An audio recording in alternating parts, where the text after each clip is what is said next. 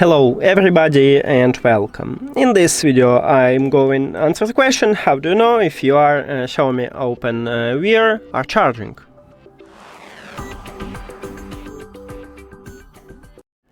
And we have two options how to check it for the charging case and one option how to check it for the earbuds.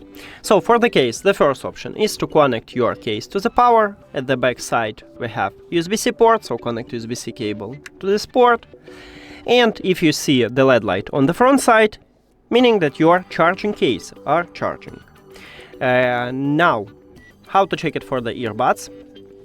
You need to install and set up XIAOMI earbuds application, open it, and of course you need to add your earbuds to the application.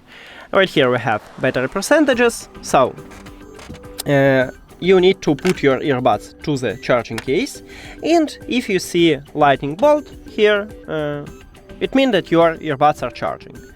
And for the charging case you need to connect your charging case to the power, and we can also check this lightning ball, so it means that your earbuds are charging fully right now. And that's it. Thank you for watching this video. If you found it helpful, please consider subscribing to the channel and leave the like on the video. See you later!